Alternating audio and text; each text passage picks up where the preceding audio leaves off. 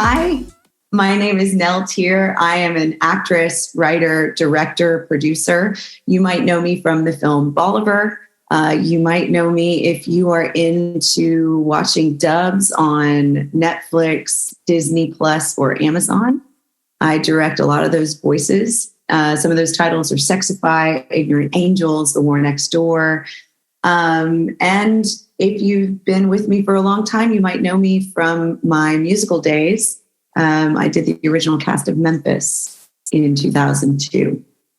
I'm so excited to be here today on Make It, and I can't wait to jump in and start answering questions. Nell Teare, welcome to the Make It podcast. Thank you. Thank you for being here.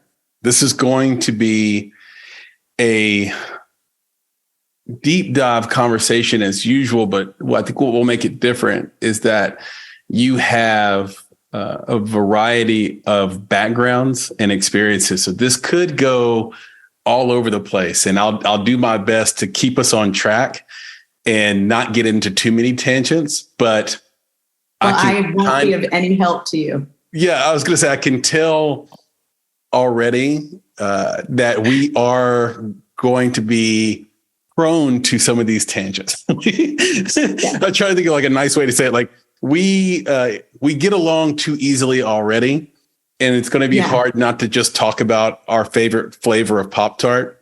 But for this audience, 100%. I'll try my best to keep us on track. And my first attempt at that will be to read your bio and give this audience a deeper sense of who you are. All right. Nell Teare is an award-winning director, producer, actress, and writer. She's a native Texan and graduate of New York University's Tisch School of the Arts. Originally trained as a stage actor, Nell was a member of the original cast of Memphis, which went on to win the Tony Award for Best Musical in 2010.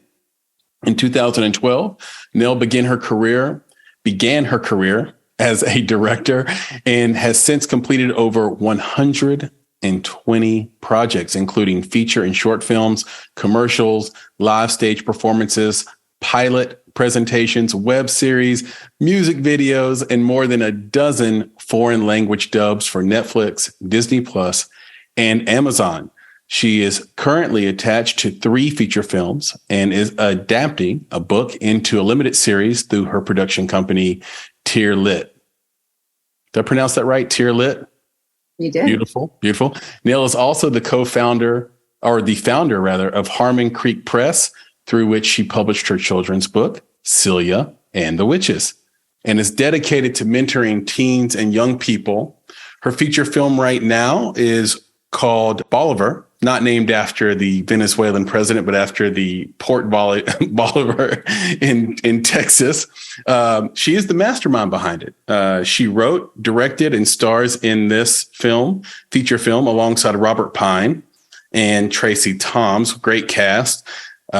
Nell collaborated with renowned entertainment outlet The Wrap for the world premiere of Bolivar, held at the legendary Hollywood Legion Theater in Los Angeles.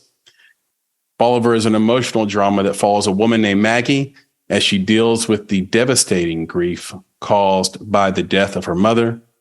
When Maggie's addict brother shows up to wreak havoc on her life, she's forced to make sense of a new reality that may not be what it seems. Dun, dun, dun. And we won't give away too much of this. I hope everybody goes and watches that. We're definitely going to talk about your wonderful feature film, Bolivar. It's a indie film triumph, in my opinion. But because we are having this conversation on the 6th of January, 2023, so full disclosure on the date, we have a bad habit of releasing these podcasts much later than when we actually have the conversation. We're working on that, and we're going to do much better in 23. But because of that, we kind of just started this year, and based on just your experience, both in time, like how long you've been doing it, and the variety of things you've done within the film industry, I'm curious what your opinion is on the state of the film industry. And do you have any bold predictions for 2023? God, I have so many opinions. You're going to have to, when you threw down January 6th, I thought we were taking this thing political. And I was like, okay, I'm ready. That didn't even occur to me. I am ready. That's I was true. like, okay. It's a 1 year anniversary, right? All right. Well, here's or 2 year anniversary. So the state of the industry, it's really interesting. I sort of watching trends and conversations and, having been in this industry for so long and in so many different capacities as an actor, as a producer, as a writer, as a director, I grew up watching my mom be directed on stage. I used to spend my evenings in the green room or in the audience, whatever, doing homework, watching musical numbers, things are obviously shifting. I mean, experiences that I had 15 years ago, even 10 years ago, I don't think would happen at this point. I mean, I say that, I don't know. What are some of those experiences, if I can jump in? Oh, just meaning, just outright misogyny or sort of feeling preyed upon by certain, producers that I met when I initially got to LA. Having directors like in my 20s go, well, just stand up stage left and look pretty.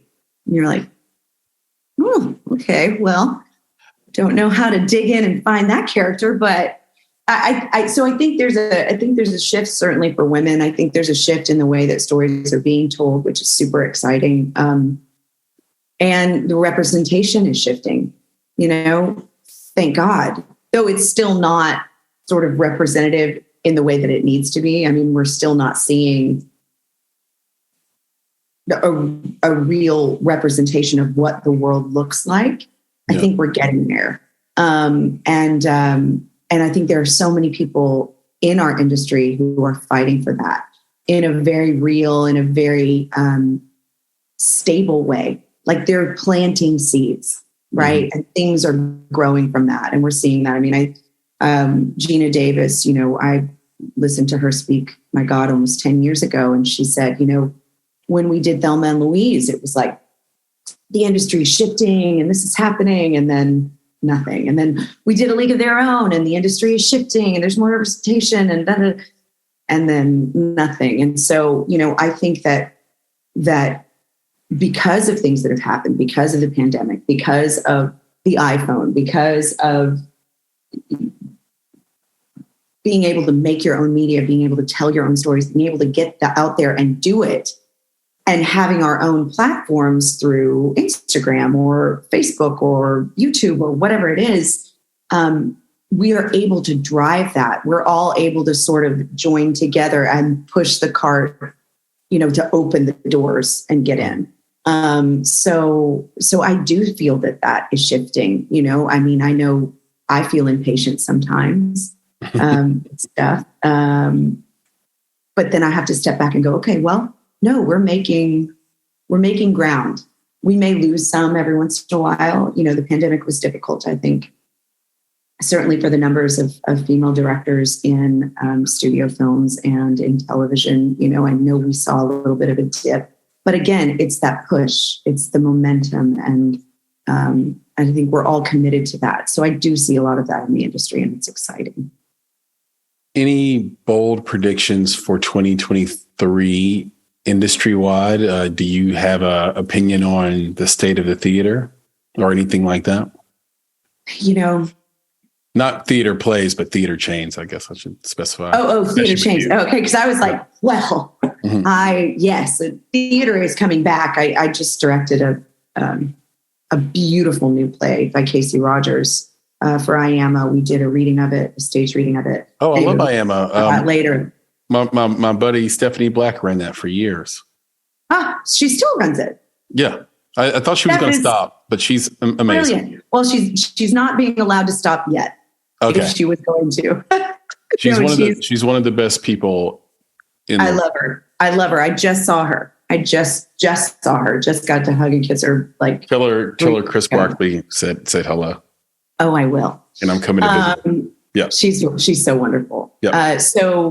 But okay. So shifting from stage and into, I think one of the saddest things for me is that I live right in the middle of Hollywood.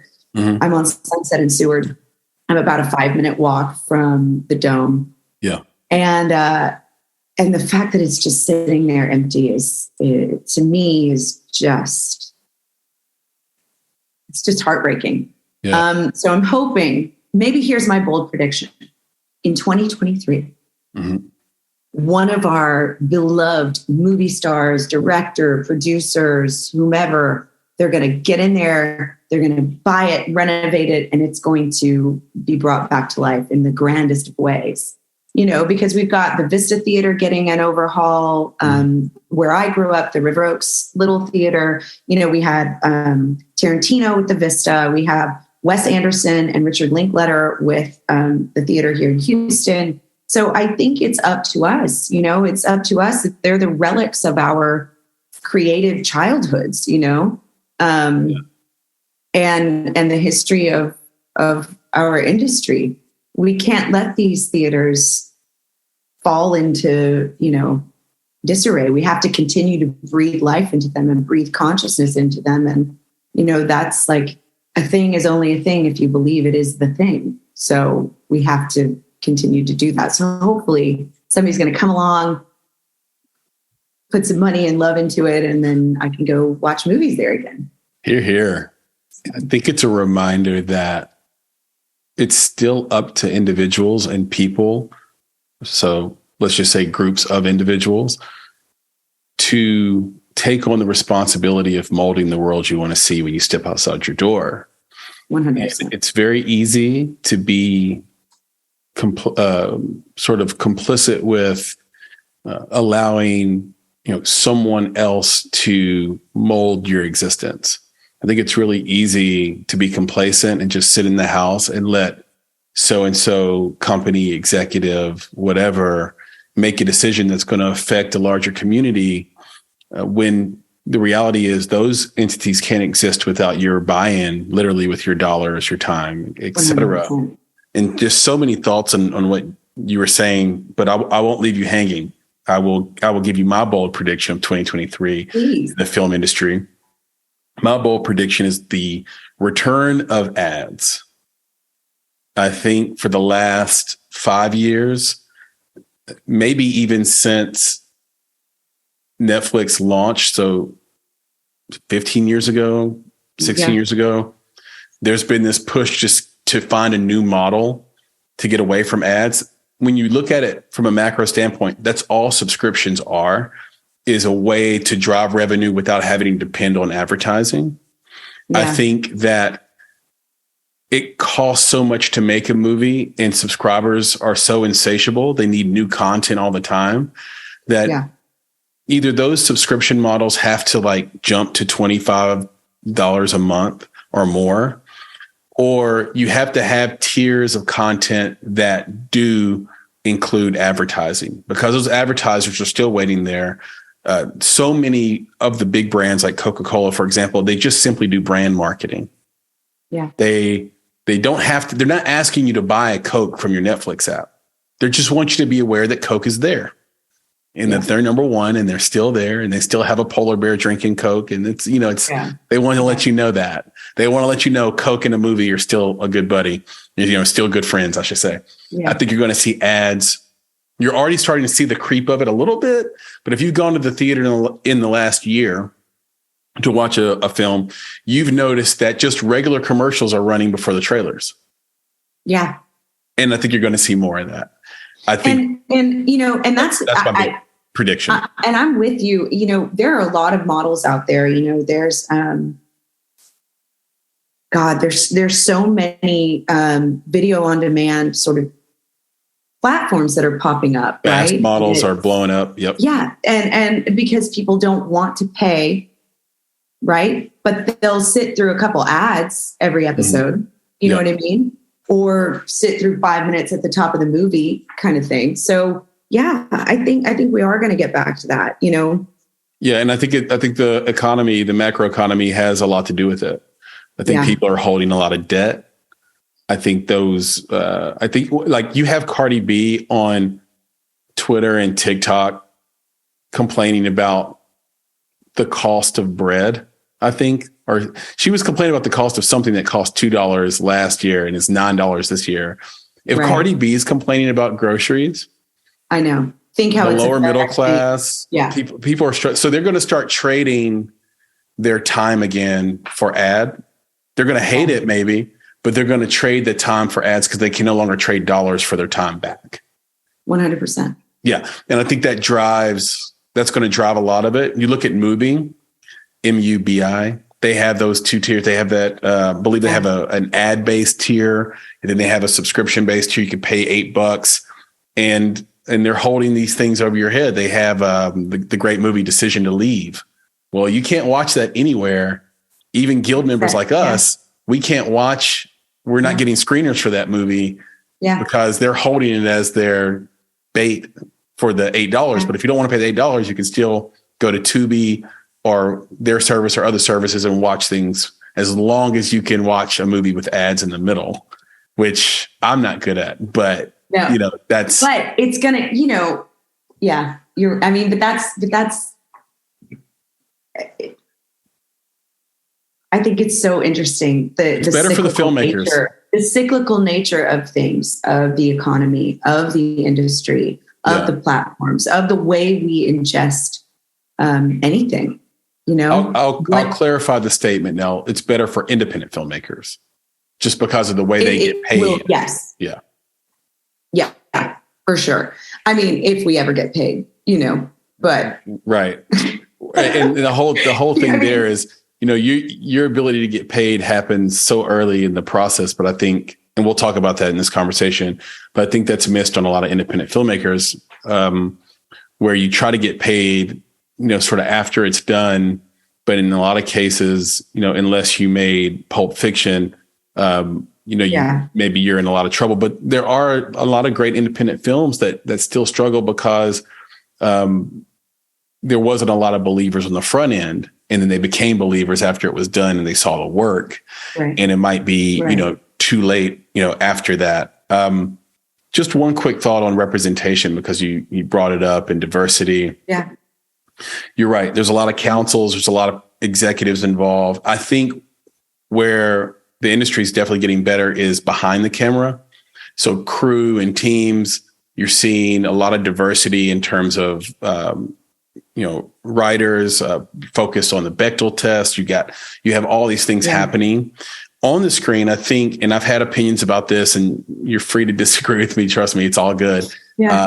I think that we're still trying to figure out how to make diversity work with story, meaning maybe you got an injection of something that didn't actually look like reality. It's very diverse, but it turns out there really aren't any friend groups that have an Asian person, a Black person, a white person, a very masculine man, a very effeminate man, a masculine female, someone who's gay, and a transgender, all in one friend group.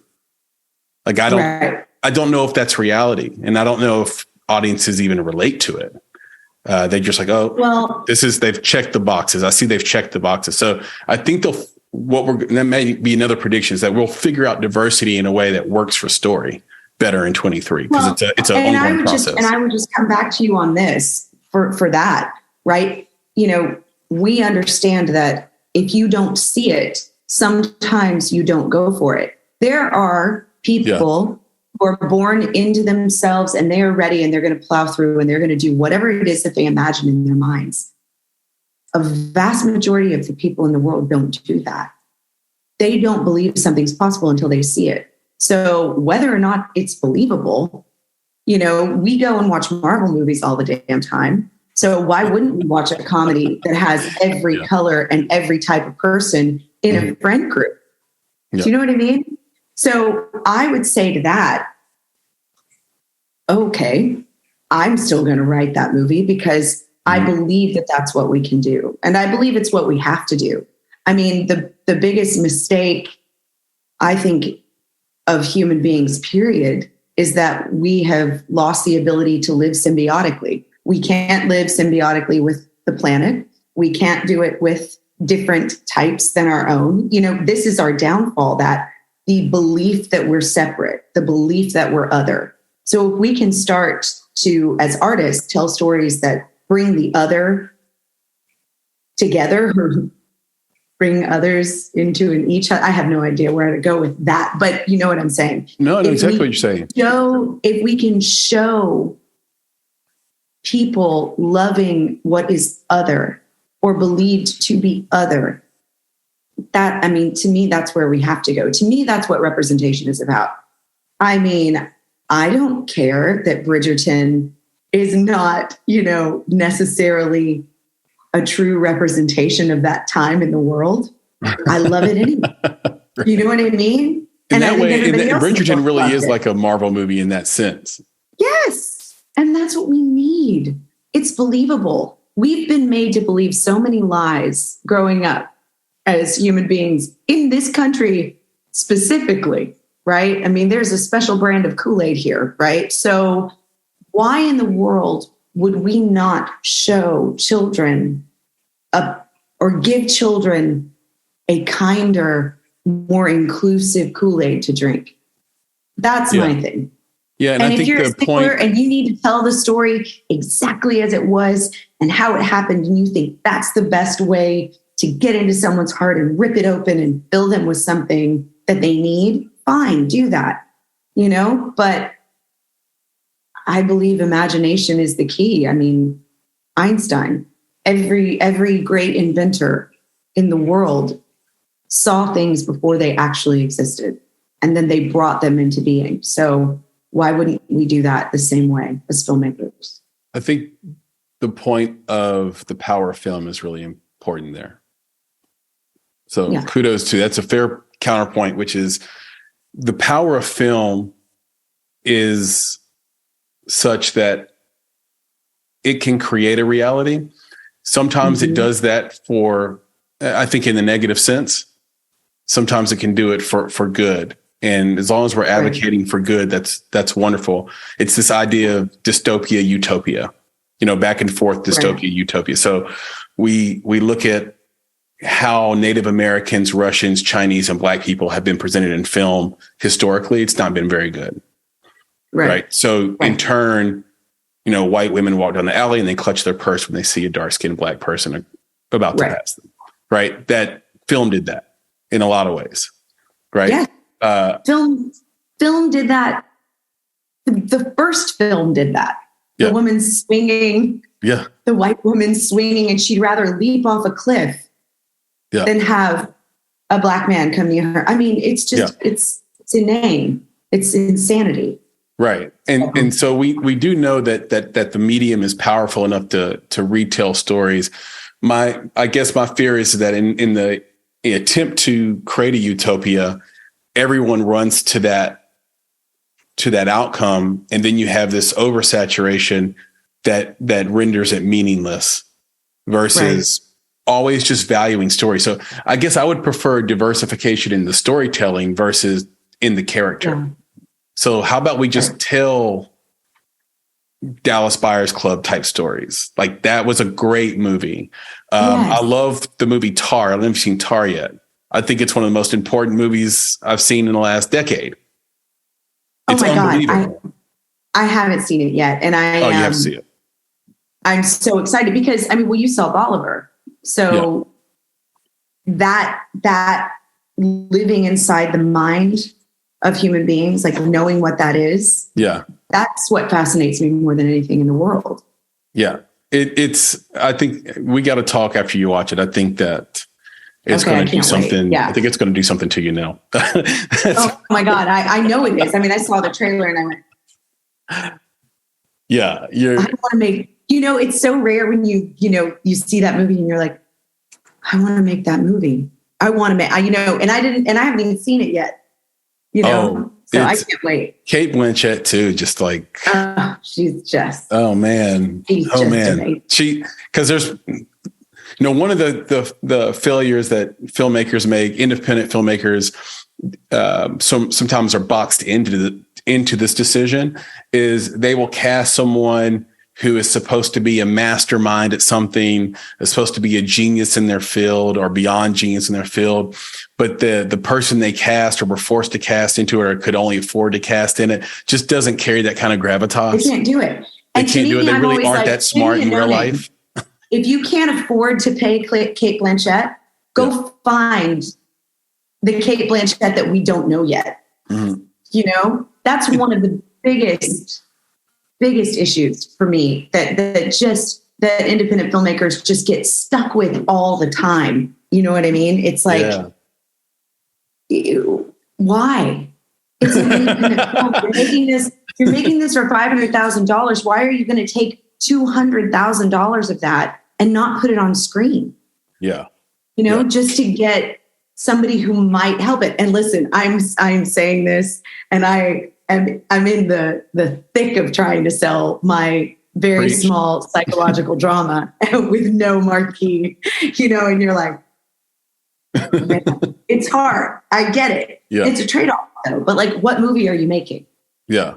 You know? Yeah. And I went out and I made the film that I wrote. I made the film I wanted to make. And I was very lucky to have investors up front and to not worry about that, to have, you know, partnerships with Recon Productions, and, you know, they floated us through at the end, and, you know, it just, anyway, but yeah, that's a big one, and it's hard. And maybe with your prediction about the way things are going to go, maybe that'll lessen up the pressure to have these big names in these films that can't do the job. Yeah. And or just a person who might be your, you know, someone that you went to film school with that just doesn't have the gravitas to carry that role. Because I think once the audience, meaning intellectually on their own, not even their acting chops, like a good actor still has to be believable in the role. There was a movie that came out based on the great book, you know, Where the Crawdads Sing. I think the movie's the same name. Yes. Yeah. And the actress in it is like top tier, wonderful actress.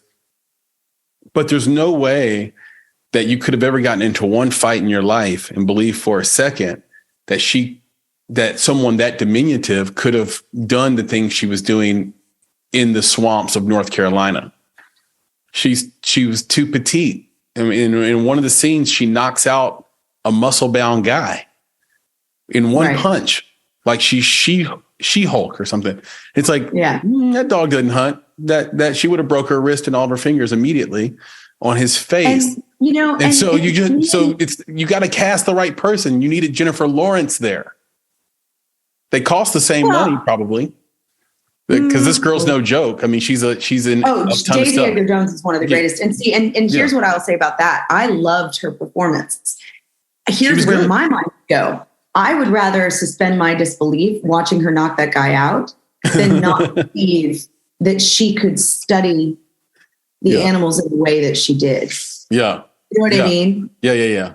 And I did believe that. I believed that she could sit for hours and look at the feathers on these ducks and wings, ducks, on these geese. And so, I mean, it's, you know, I didn't hate the movie.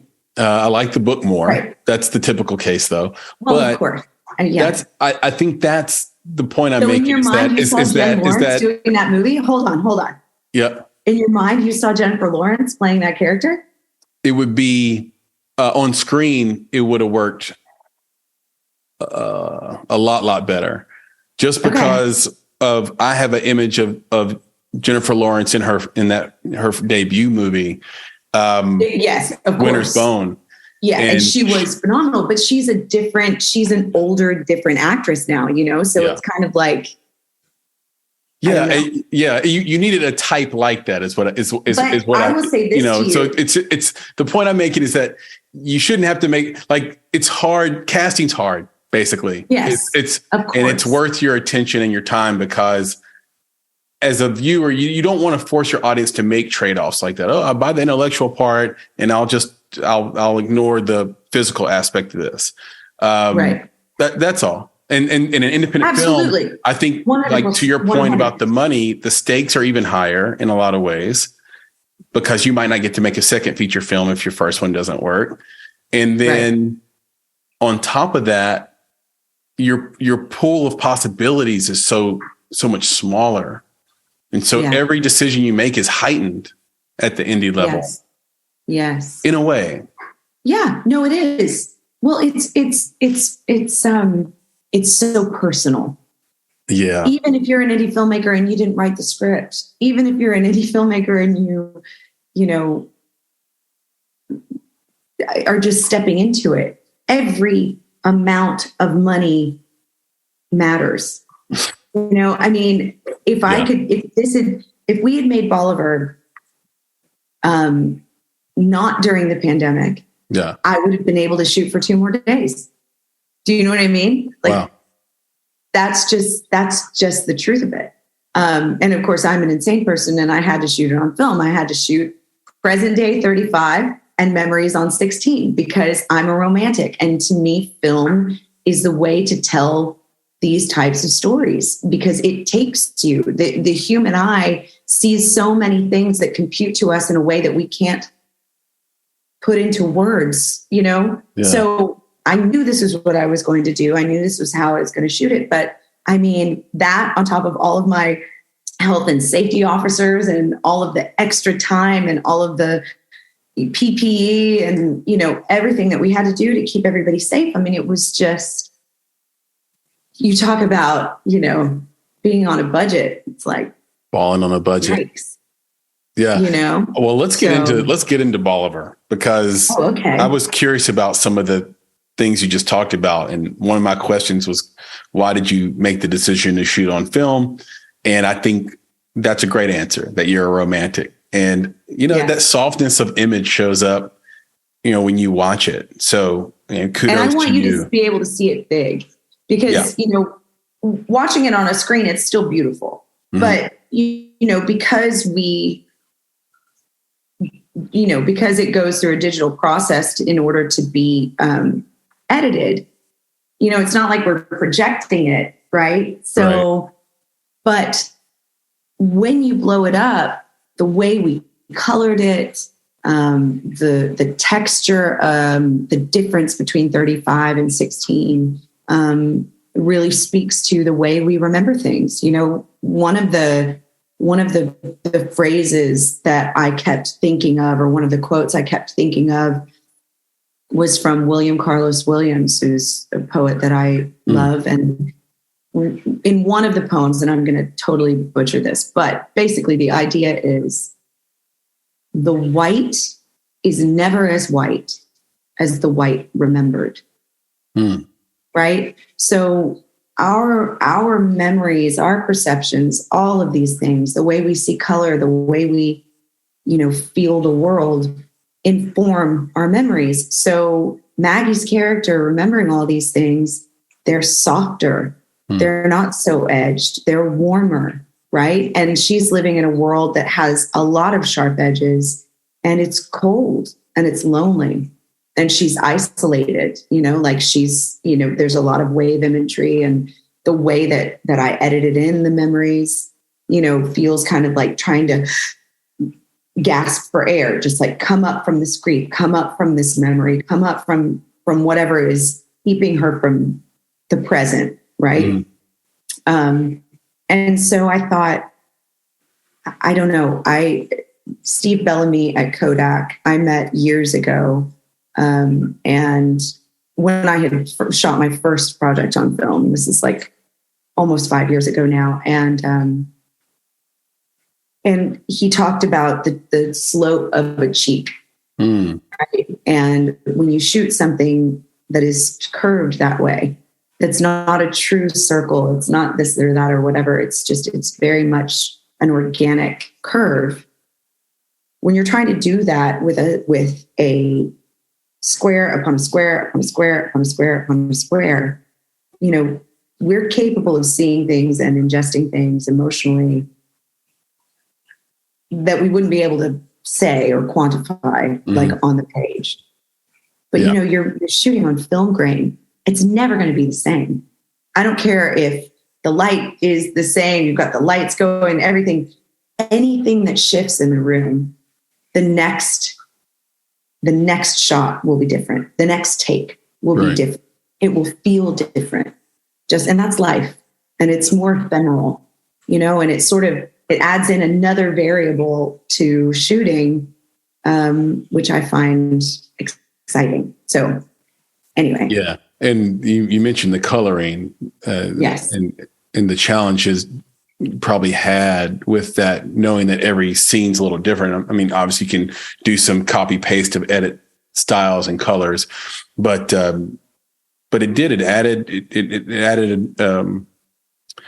it was like watching a movie on the way you would listen to music on vinyl.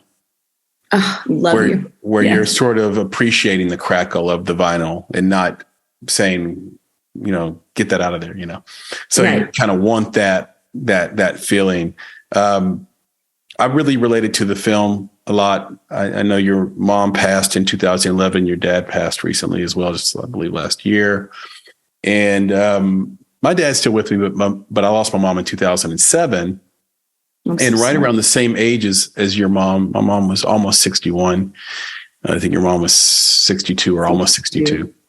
And so the movie struck a chord with me. I mean, the through line is grief. I kind of had the tone of Manchester by the Sea to me a little bit. So just to give the audience a sense of kind of that pacing and the feel they're going to get from this, I pulled a quote that I wanted to ask you about, just sort of based on the theme of this movie and what you remember about being young, growing up in your household. You were quoted saying, "When I was little, I would pretend to run away to teach my parents a lesson." What was that about, and how were you? Yeah, were you teaching them a lesson in your retrospective mind, or in the moment did you kind of know that you wanted a certain type of attention and a certain type of maybe? That's such an interesting. I knew I was. Well, the way my mom punished us was to exclude us, right? So if we behaved badly, we had to go sit on the stairs, and we weren't allowed to play and do things or whatever. Right. So I think obviously I learned that. So when I say what did I say? To teach them a lesson? Teach them a lesson. Yeah. You'd pretend to run away to teach them a lesson. I mean, I think I was punishing them for whatever reason, it was punishment. I was going to remove myself. They were no longer allowed to be around me, and I was going to leave. And I would walk to the end of the road, see if anybody was looking, come back and slide into the front seat of the Suburban and take a nap or something. But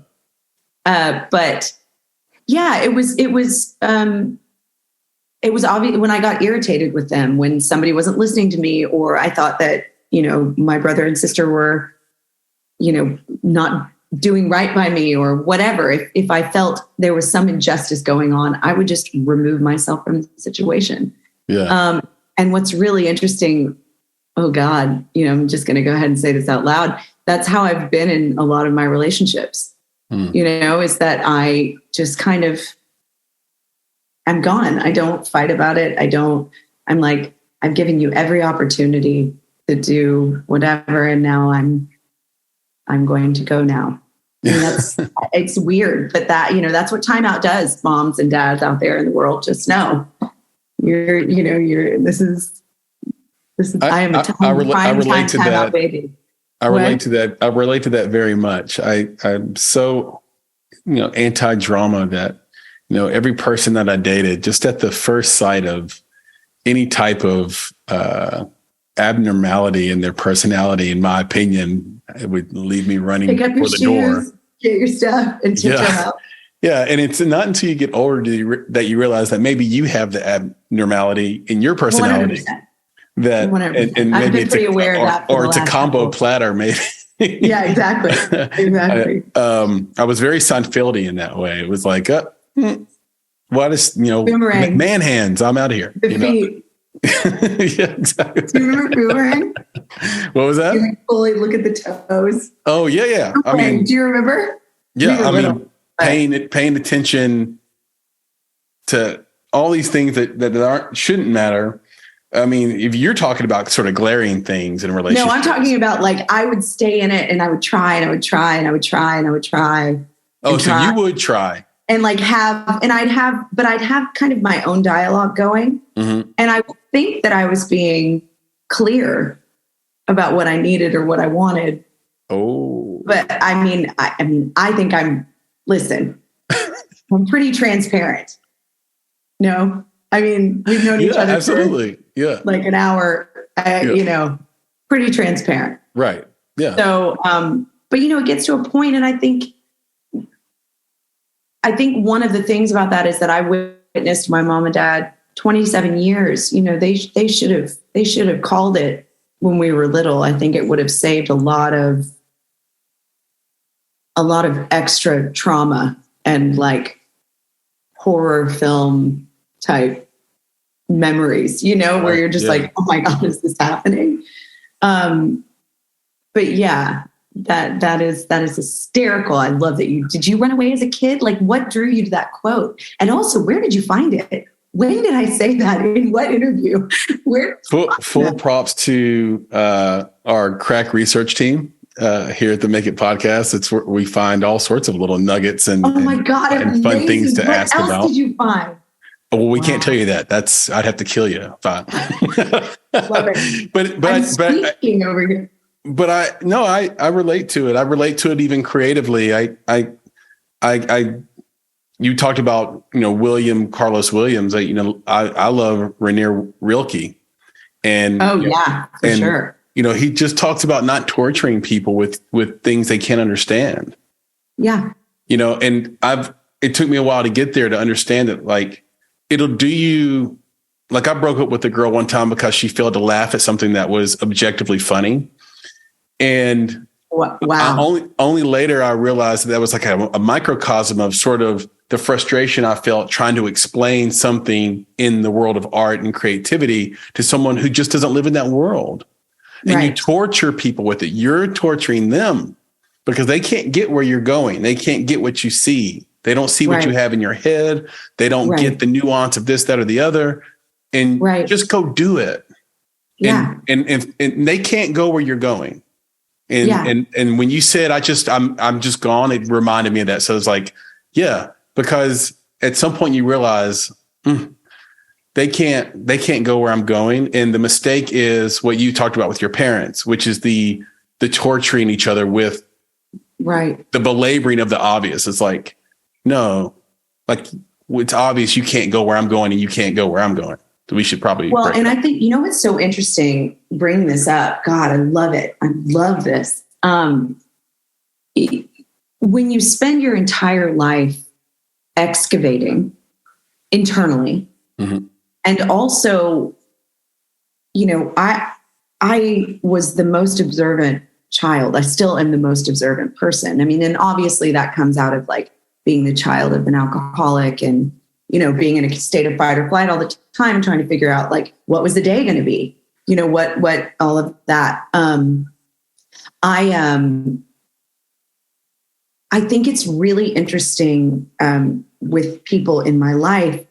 They have to be able to meet me at the top of my joy. And they also have to be able to meet me at the bottom of my sorrow. And that's a very tall order, and I think that there have been people in my life who could meet me in certain places, but they couldn't do the whole thing. And it doesn't mean I don't love them. It wasn't going to be like something I would fight for the rest of my life, Yeah. And I'm sure that you kind of figured that out, being that you have all these beautiful children and your wife. Yeah. You obviously found somebody who met you where you needed to be met. It's a struggle. Of course, but it's all a struggle. But it's like, what are you fighting but it's worth it. for? Yeah.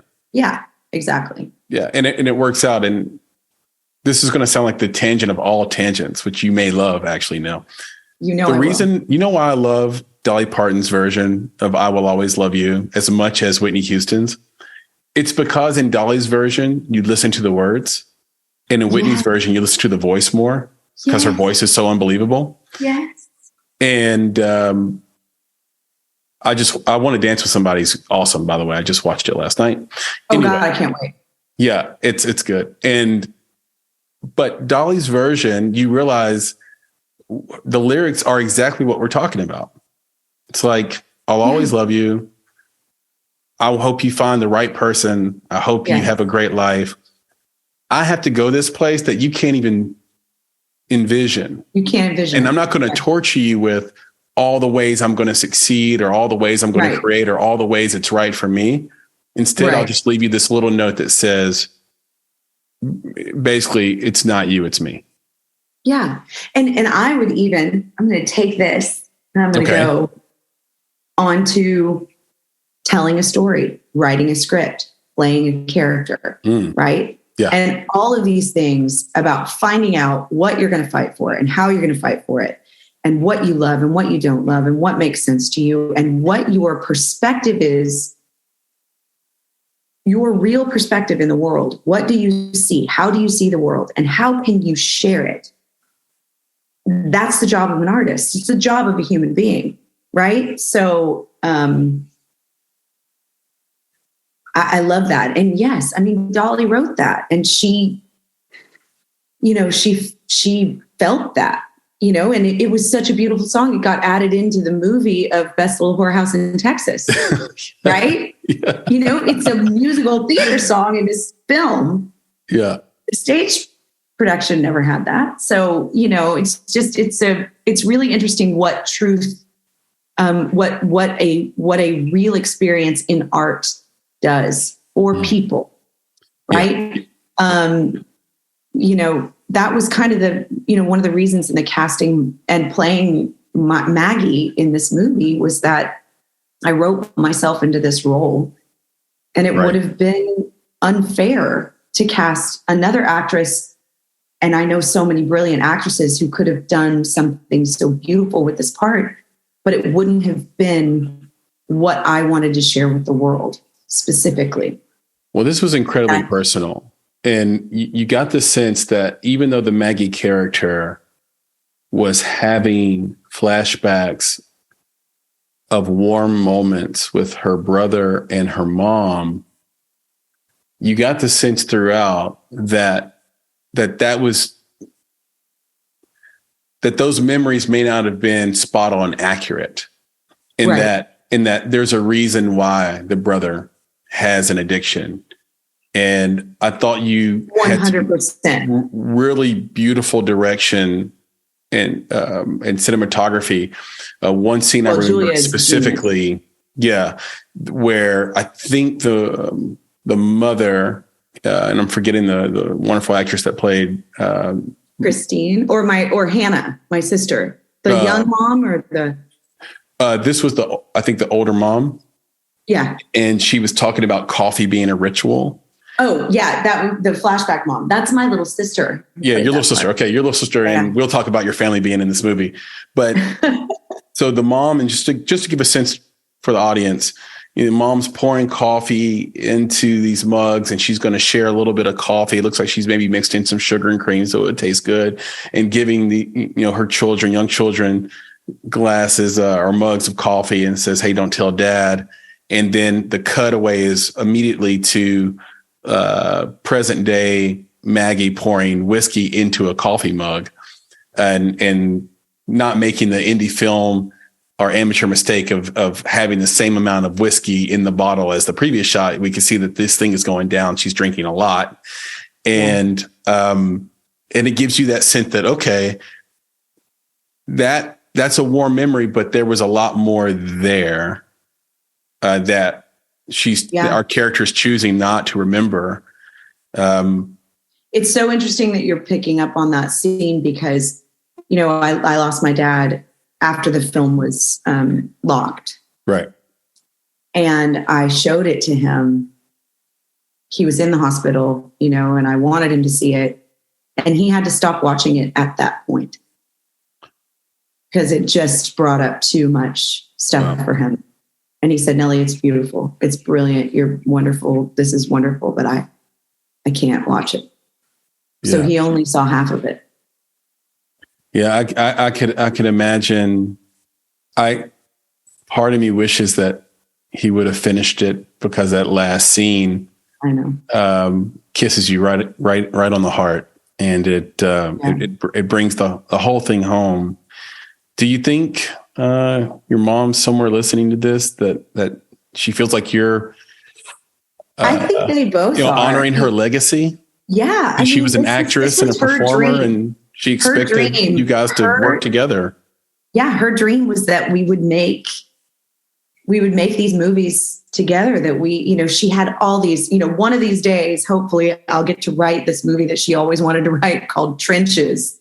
Which is just like, it was like a National Lampoon version of our life, losing money and moving to our blueberry farm and, all the stuff. So, one of these days, I hope I get to do right by her and cast all of us in it. And, we make the next Christmas Vacation. But she did. She dreamt of this. I can remember her pouring sugar for us on our Rice Krispies, and all sitting there eating, breakfast. And she's saying, well, and we'll do this, and we'll do this, and we'll all do this, and we'll make movies together. Yeah. At that point, it was like we were struggling so much that I remember vividly leaving groceries in the grocery store because the check wouldn't go through. So it was like, it was real at that point. My dad had made a lot of money, lost a lot of money in 87 when the market crashed. Yep. Black Monday. Huntsville. Yeah. We moved out to this land that we had in Huntsville, Texas. Which is really where my imagination and creativity started to grow. We're in these woods. We had 180 acres, and my dad turned it into the fourth largest blueberry farm.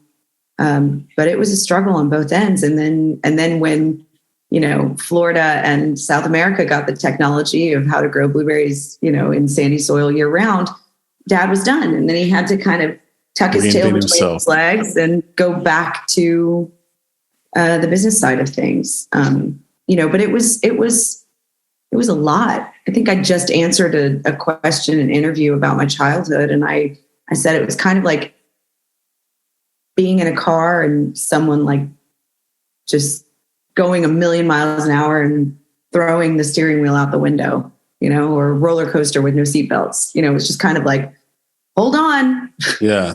Yeah. So, it's like a Phoebe Bridgers song. Oh, yeah. Love Phoebe Bridgers.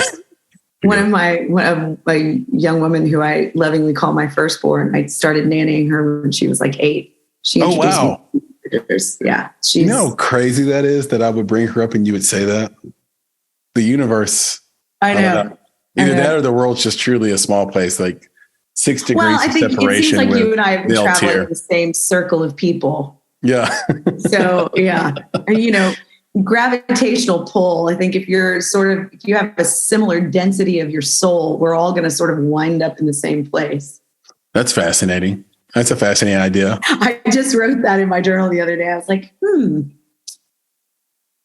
wonder if you could quantify the density of a soul or consciousness, which I think is maybe that's the 21 grams you lose when you die. I don't, that's what I'm saying. Maybe it's the weight some of your people soul. have more than 21 grams. I don't know. Yeah. It could be. I have some thoughts about that. That would take us down. That would take us into like 2 hours of a 4 or 6. 7, 8, go to the fourth layer. We did mention, by the way, at the beginning, at the top of this conversation, that you were all these things, director, writer, actor, producer, you name it. But I don't know if we specified that you did all 3 of these things on Boliver. Did all 4 of those things. Or all 4 of those things on Boliver. So I had a friend that did this on a short film and it almost killed him. How did you do this on a feature film and still have that smile across your face? What were the biggest challenges? Well, here's the thing, Wearing every hat. So my manager, my agent, everybody, I came right out of the gun directing. Once I realized it was my thing, and it didn't happen until after my mom died, which is really interesting because I think I was always an extension of her because she didn't kind of finish the job for herself. I tried to be that. But you might have felt guilty taking her dream while she still had the dream. If I was talented, it meant she was. If I was loved, it meant she was. If I was successful, it meant she was, or could have been, or whatever. And when she passed away, I just had all of this space. And that's when directing, I say found me because an ex-boyfriend of mine introduced me to somebody who had a one-woman show, and I ended up directing that. And then we shot this little thing to go along with it. And it all came out of that. And I fell in love with it because it's what I loved growing up. It was like I got to do it all. It was like the living room of my 6-year-old self, but adult. Choreographing the dances, inviting the old women from the neighborhood, mom making the popcorn, and then La Isla Bonita turning on, and we're coming out and performing for all these people, and I'm the one who put it all together. That's what directing feels like to me. So on this, it was the first time that I felt like all of my energy had been properly tapped. Wow. And I also had time. That's a cool perspective.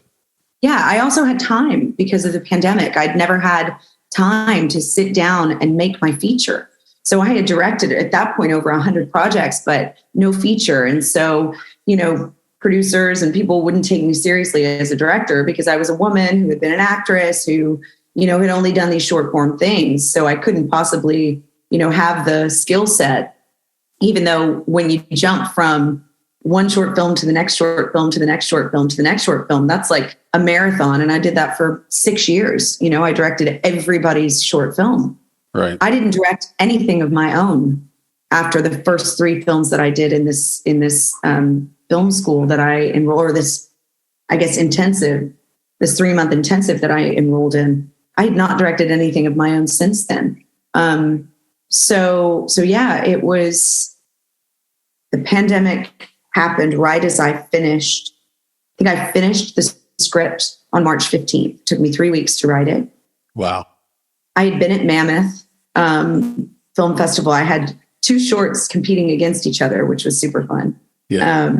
I'd had this idea for this film based on like a twist that I'd come up with a friend of mine years and years ago, which is completely different than this film. But I went home and I sat down and I just wrote it.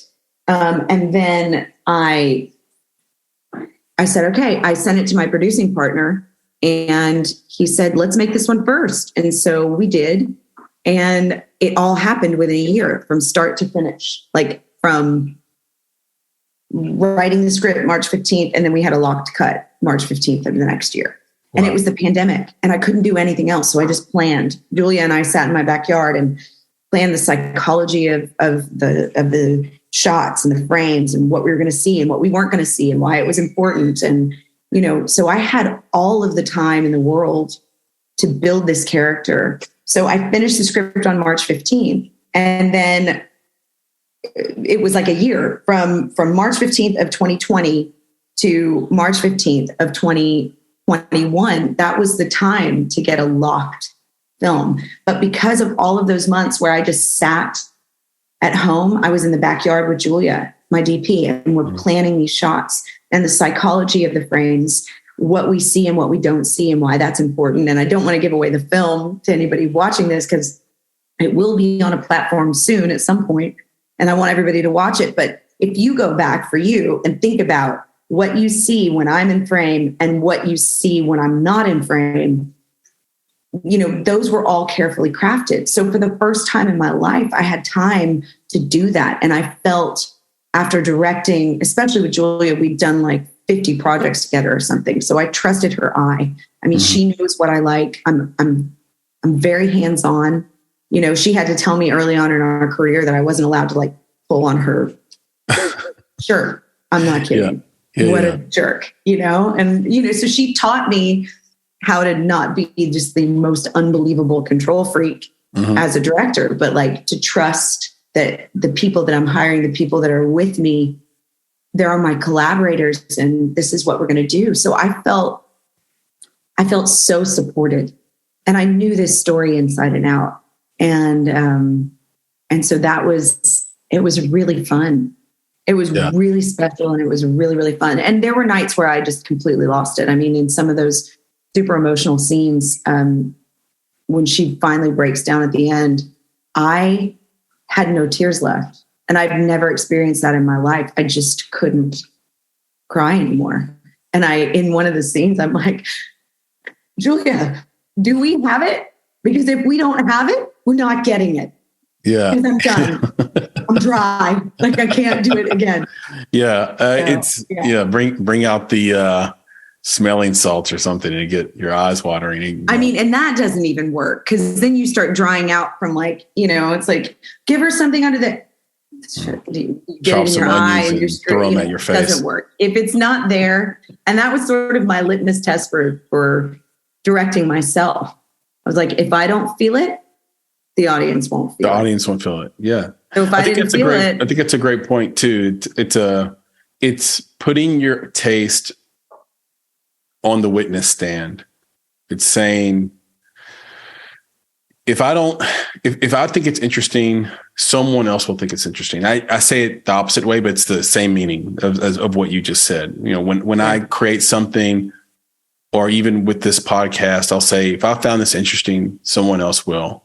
Yeah. And that's the sort of prayer. That's the hope. And then if not enough people find it interesting, then you've been given a real world litmus test on your taste and what you find entertaining and not. 100%. You mentioned having your sister in this film, but you had your brother and 2 nieces and a nephew in the movie as well. What are the pluses and minuses of directing that many family members? Well, y'all, I mean, my brother, my sister, my nieces, and a nephew, everybody's a little director in their own right. So when we were shooting these, I was dying laughing when we were editing and we get the sound back because you hear, I'm like, okay, everybody, we're going to go for this take. Hannah, make sure, Wyatt's on your left, blah, blah, blah. And this, that, and the other, we're going to, okay. Right. And so before we go, I'm hearing, before I roll, the sound would roll before we roll. Before sound rolls. Yeah. Or sound speeds. Yeah. Yeah. Right. So I hear, Wyatt, listen, when this happens, da-da-da-da, from Hannah to Wyatt. And then I hear Mimi, in other scenes saying, Nana, that's what they call Hannah. Nana, you're supposed to be over here. Like you're not, so everybody's directing themselves and you're just like, wow. My brother, a dream to direct. They're all a dream to direct, but just it's ready to go. Yeah, Nelly? Okay, cool. Let's do it. He's like, the rest of them are like, are you sure? What should we do? And I'm like, I'm sure. Raise your hand up a little higher. We need to see the hermit crab, But is it the advantage of having family in your movie, the ability to push them really far and not lose face or faith or love? Well, I mean, I will say this. I am so lucky to have such a soulful family that I didn't have to do anything, and we all look so much alike that it's so beautiful with the way we cut back and forth. My niece Mimi and I, we have the same cheekbones, we have the same coloring, we have the same. So, what is really interesting, which I don't know if you noticed, but the flashback family has brown eyes, all of them. And the present day family has blue eyes, all of us. Well, I'm blue-green, and we were talking about, do we fix this? Do we not fix this? And I said, no, we don't fix it because it's so interesting about memory. Yeah. Like the fact that they all have brown eyes and that we all have blue eyes. I loved that. I thought it was such a wild, wonderful thing. that there was this, I don't know, because everything else was so similar. We all looked so much alike that, I just thought it was really kind of interesting. I loved it. It had to hit me subconsciously, but I didn't consciously notice it. And it might have improved or helped me understand that we're looking at a flashback, just because there were those subtle differences that maybe my brain recognized. It's like the way we colored it. Yeah. Yeah. Subconsciously, but not consciously. Yeah. It's like these people are a unit, but this unit of the same people are very different people. Yeah. After this life lived, And exactly. I loved it. I'm not giving anything away, but I am curious, is there a version of this that you wrote, a version of the script without a twist? No. No, I envisioned her, there are so many ways that grief hits us. And I think in one of the conversations that I've had about this film, I called it like brain damage. Mm-hmm. But you lose, oh God, and was it Joan Didion, The Year of Magical Thinking? I mean, you lose reality a little bit because your reality changes so drastically. Yeah. Certainly when you lose a parent or a spouse, or God forbid, a child. You know what I mean? Like there's a shift. So that was always kind of the crux of this. That's where I started. I think that's totally fine. And it makes sense to me because, well, I'll say two things. One, it occurred to me that the movie worked whether you had a twist or not, which is a testament to the storytelling, to its foundations, to its bones, if you will. Right. The second thing about grief is so true, where it makes sense to have the twist because this is how Maggie's experiencing grief and how she's dealing with it. For me, for example, when my mom died, I had a little bit of guilt in that grief. So grief guilt, because I wasn't crying as much as everyone else around me, my siblings, my dad, etc. And I think looking back on it, a big part of that was I needed space to assess the grief. Of course. So because there was so much going on, people asking, my condolences, nonstop, you never have space to quantify what you just lost. Yeah. Yeah. And so once I got space, I cried my eyes out. Yeah. I mean, think about the scene with me and Alex Dessert with Maggie and her ex. Yep. When he's like, why are you so cold? Yeah. You don't have to be so cold. And she says, if I let any of this in, it's going to swallow me up. Yeah. Yep. So there's like this, and she had a very insular experience. And the only person she wanted to deal with it with was her father. And he had built his own wall because they are mirror images of each other. Mm-hmm. They're the survivors, which is a very lonely experience to survive things. And I will say this, oh gosh, I don't want to give anything away. Think about this. I split my actual mother into two characters. Yeah. Right? Yeah. So there's a loss that happens with people when they're still on the planet, and then there's a loss of their body.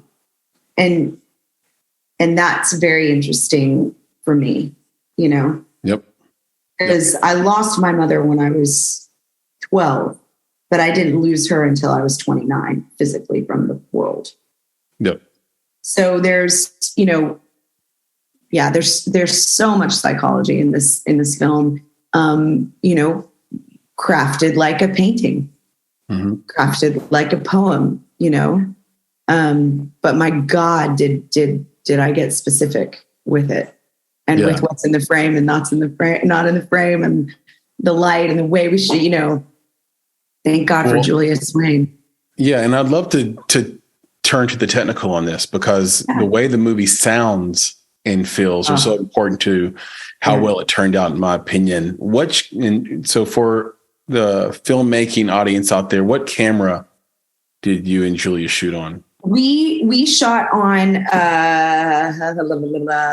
God, I believe we shot on the Ari Flex. So we were, we had both a 35 and a 16 millimeter, Ari. Yeah. Was there a decision though, like specifically that camera over another? And if so, why? I left that up to Julia. I knew what I wanted it to look like. We had many discussions about what it would look like. But that aspect of it was very much up to her, like what camera we would use. We talked a lot about, the glass is really the important part, the lenses. Mm-hmm. And we shot on beautiful prime lenses. We didn't shoot it anamorphic. We wanted, I think the way that I end up shooting most of my stuff, or filming most of my stuff, is pretty simple. Yeah. Not simple in a sense that I am not conveying, visceral messages to the audience through what I'm showing, but I'm not doing loop-de-loops and things like that. I'm very straightforward. I'm very transparent, very honest in my storytelling. And I will say that sometimes I think, am I too simple? Am I not interesting? Am I, should I be, rigging this to the ceiling and, creating all these different wild upside down, oneers. And then I think, but that's not who I am in the world. I'm a pretty straightforward, transparent person. And I think some of the things that I say or am able to say so easily can be that's the show, Yeah. So I think my films are that way. I love it because at least, when you try to step outside and be inauthentic for the sake of it's like becoming a slave to the audience. It's what you see a lot of creators do on social media, right? They'll let out 10 videos. One of them will be, in a bikini. That one will get the most likes and comments. So now you've got a feedback loop where it's like, as long as I take my clothes off, I'm getting engagement. And then you check 6 months later and the entire profile is bikinis. And then that no longer feeds the beast the way it used to. And so you check back 1 year later and it's completely nude. And then you check back a year later and they've been taken off. Yeah. Yeah. And the reality is when you first started following this person, they were reading poetry to you. So it's like, wow, like now you really became a slave to your audience. And you're like not even who you are. You're like, you're some other thing that they wanted. And you threw yourself away in that. So there's a way to like grow into the bikini, I guess, while bringing the poetry with you, the person you wanted to show the world in the first place. So it's interesting that you say that. Yeah. And I think it's also like, whatever story, I'm going to service the story, I guess. What's going to be best for the story that I'm telling? But in your way. Yeah, but in my way. Right. And the thing you want to do is show the human condition. Right. Exactly. I'm, all of my, like everything that I, God, like when I think about Silence of the Lambs. Oh, one of my favorites. One of my favorites too. I think it's one of the reasons I became when I found out I was a filmmaker, I kept going back to that, like the opening sequence and everything we learn about this character while the credits are rolling. We're running with her. We're seeing the way people react to her. We're seeing the way men react to her. We're seeing where she's going, how she's, and then we see the world and we know who she is and the camera movement. She's got so much ahead of her, but the camera keeps falling to the back. There's more behind her. I mean, it's just brilliant. It's brilliant. And that she's out there by herself and she's running this by herself and she's running from us as often as she's running towards us, Yeah. And I think about that all the time. And I taught for a long time in the summer at Harvard Westlake, making the short. And, I would use things like that. The opening sequences of things, of Jaws, of Silence of the Lambs, of Finding Nemo, and switching out music and, and just, Jaws and Finding Nemo, that's such a fun swap. Like if you do the Jaws music on anyway. It's the next thing I want to talk about, because all of a sudden Nemo would become a different kind of movie just based on the score alone. Just based on the score. You shot this thing in COVID. That meant a compromise on scoring, probably. How did you score? The score was awesome. How did you get such a great score out of this and during COVID? So Philip Shepard is a dear friend of my producing partner, Jerry Cope. And Philip is a cellist of the first degree. I mean, you hear it. It's unbelievable. He does a lot of the Max Richter scores and, he's such a beautiful composer. Go listen to him. Philip Shepard, you can find him on Spotify. You can find him everywhere. He's really phenomenal. I sent him the script and we had a conversation and he said, Nell, I really want to start composing ideas from the script, just from having read it. And I thought, I've never had that. That would be amazing. Please do that. And Mesa Pullman did the same thing for me with the original song, Tides Roll In, which plays during the beach sequence. She wrote that based on the script. And so I had this music to create my shots to, based on how these beautiful people who are experts in their own right on the human condition as it applies to sound, send me this music that I got to live in and float in and swim in. And then once he saw the visuals, we tweaked things and he wrote more stuff and we figured out where things would go. And, everything was... But just to be clear, you're in LA, he's in England. Yeah. Wow. Okay. Oh, it was, the whole, and Noah and I had to edit the whole film like this on Zoom. Wow. And it was horrific. It was... I love the honesty. Noah and I, my dad was sick. My dad was so sick. Then I'm home in Houston. There's a big freeze and things are going out and there's no, there's oh my God. And you're just okay. All right. We have this sequence. Now, once we got the beach sort of going, that editing part was just, and then we'd try some music and send it to Philip and say, Philip, what do you think of this sequence with this music? And he'd go, well, let me do this. And he'd send stuff back. So it just, it was, it's doable. It's doable. It was hard, but it's and the doable. score had this fascinating effect of making the beach a character. Yes. The score made the beach a character in this movie. And if you don't have that score, then the beach is just the background. And it made a huge difference. So kudos. Oh God, I'm so glad you felt that way. I did too. The score is a character. The score and is the music. But again, going back to this soul consciousness thing, we're frequency. Thoughts are frequency. Thoughts are melodies.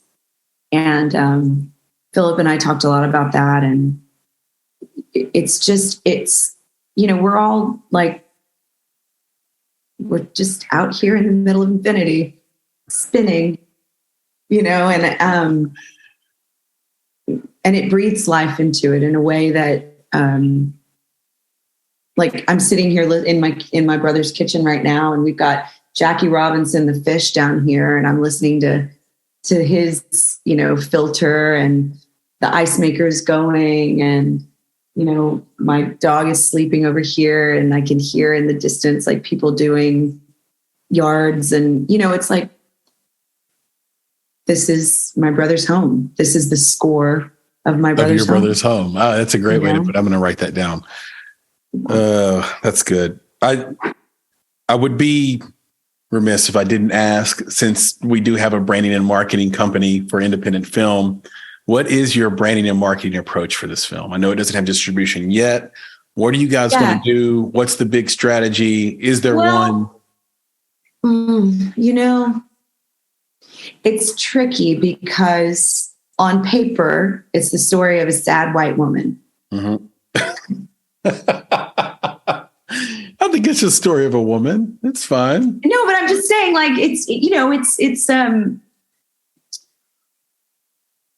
until you really dig into it and watch it, you don't realize that it sort of surpasses woman, man, anything. That Right. it's really this story of the human experience. Story. Yeah. But when you are programming for a festival, when you're programming for anything, we didn't really get a lot of love. And I will say this, I didn't do the outreach on the festival circuit that I should have done, but my dad was dying. So it was, kind of unfortunately became a second priority, fell down on the priority scale. Mm-hmm. But what we were able to do because of our investors, because the opportunity presented itself, I should say, I met Lori Copeland from the Rap magazine. Yeah. And she and I got to talking, and she watched the trailer and she said, I have to watch this movie. And I said, okay. And so I sent her the film, and she called me and she said, I love this. She said, I'm going to talk to Sharon. And I think we don't really do independent films ever, but we need to do this. Let's do this. Let's do a big shout out to premiere. Lori. Yeah. Lori's amazing. She's such a champion of mine now. And, and that's how things happen in this industry anyway.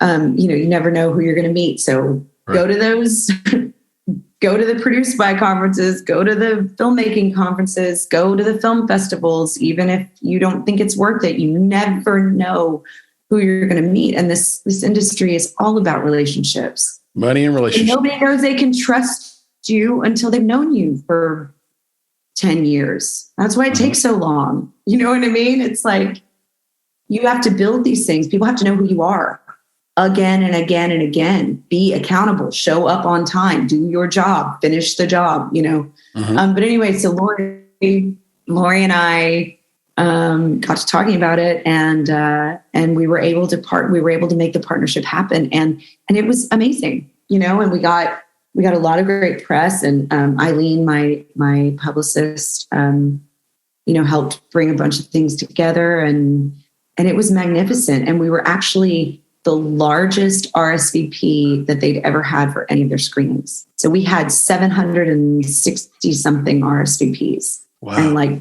400 people in the audience. And it was their biggest to date, and they'd never done an independent. And I think that now has opened up the door that the Rap, may start extending a different thing to independent filmmakers. Because that was a big deal, and that was very helpful. And, right now we're just, I've got the team at Recon, and we're working on kind of figuring out where we're going to go and how we're going to do this. So that's all up in the air, but I'm really hoping to have this placed somewhere, late spring, early summer. Well, I think that's great. And I would love for you to hit me up, have Alicia hit me up from Recon. And we can talk about, I'd love to hear the journey. And again, shout out to the Rap. I watched the entire interview. It was really wonderful. And oh my God. And was Steve super Pond, engaged. Like what a dream, Steve Pond stopped interviewing the Academy nominees and came and interviewed us. Interviewed you guys. Exactly. Yep. I was like, it was a very special evening. And then Robert Pond was hilarious. Robert Pond is always hilarious. He is my movie dad forever. He's adopted me. We just were talking on the phone. He called me and he goes, where have you been? And I was like, I've been traveling, And so he's just, what a gift. Yeah. And he and my dad got to FaceTime a lot during the process, which was special before we shot. Yep. I would encourage everyone in this audience to go to therap.com and then just type in either Boliver or Nell Teare, either one. The video will come up. It's a very short 25-minute, 26-minute watch, easy to watch. My advice for therap.com is to give us a little bit less of the pop-ups. You make it so hard on us to watch the stuff we want to watch, like Nell talking in this interview along with her team. So the ad on the video, I'm good with. I can live with that. But by the time you get to the third or fourth pop-up, it's like, come on, you gotta let me watch this. Hit me with the pop-up after it or something like that.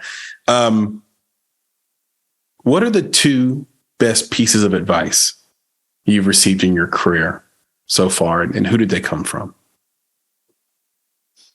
Man. Well, my dad said something to me, God, years ago. And I was flipping out, and, I had a very circuitous route to here.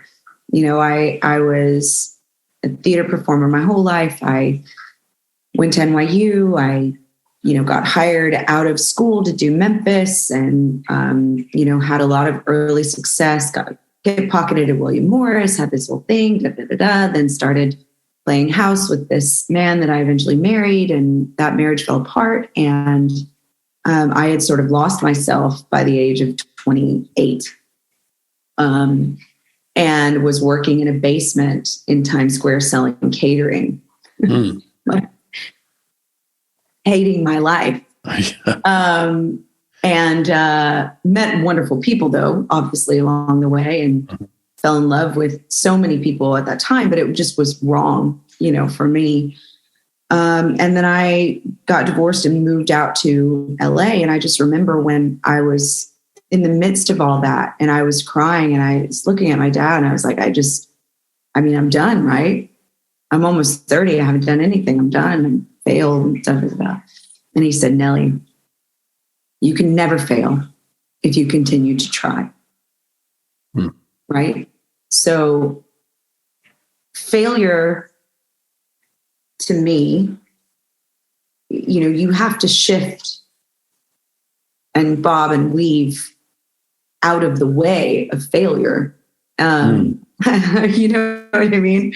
If you are still passionate, and becoming passionate about something else is not failing. Right. That's something I learned from my father too. And then I will just say that when I came to LA, I started studying with a woman named Jocelyn Jones as an actor. And she drove this home so well, which is luck is when preparation and opportunity meet. And she was so adamant with us about always being ready for an opportunity. And then as I've sort of had this career and things have come into my life that I never expected, book trailers, dubs, whatever, I, to myself, I think the best piece of advice I've eked out of my own experience is to not make my idea of success so narrow that nothing can fit into it except for the one thing I'm on, right? If I open up and anything is possible and anything can be a success, then all of these gifts and blessings and opportunities can come from places that I never expected them to come from. And I think as a young woman, I thought being a Broadway star was the only way that I could succeed in my own heart. And that's just not the case, So now you've left open space for a feature film and so much more. Those are all fantastic pieces. I think back to any opportunity that I really wanted and didn't get. It was because I wasn't ready. And because I wasn't ready, I didn't have the courage to take it on. Exactly. It's cliche, perhaps to say preparation is luck is preparation meets opportunity, but how often is it true? And it's true so often that it's become something people say, and people say it for a reason because it's more often really the case than not. I mean, it is that. Just be ready. Yeah, it's a great reminder. Which creatives do you most admire and want to emulate? And what do they do from a skill or technical standpoint that sets their work apart? Well, I mean, the director of my life, the man that I love and would love to emulate. I don't know if I can now, having started at 40, but I'm sorry, yes, my first feature, I was 39. So, but Steven Spielberg, I mean, I love he jumps from genre to genre with such ease. And he always creates these lasting things that just live inside your psyche. So I love that. I love him for those reasons, for that his storytelling is him. Yeah. And then, you know, Spike Jonze, I love his brain. Yeah. I love the way he tells stories. So specific. Michel Gondry, you know, there's so many. It would be hard to. Yeah. That's quite a list right there. I know those two. I just, man. Yeah, it's fantastic. Spike Jonze did like a short film with like what looked like a cardboard robot years ago. It was amazing. I can't remember the name of it, but it's just brilliant. Like the way he sees things. You know, he's an underrated pick. We asked this question. I don't think we've ever gotten Spike Jonze before. Oh God! So how amazing is it that you said that? So one of my faves. Yeah. You've been. We've mentioned this a few times around so many people across the spectrum of film and theater and commercial and music videos. What are the biggest creative and business mistakes that you see newcomers making today? So let me restate that a little better. What are the biggest creative and business mistakes you see newcomers making today?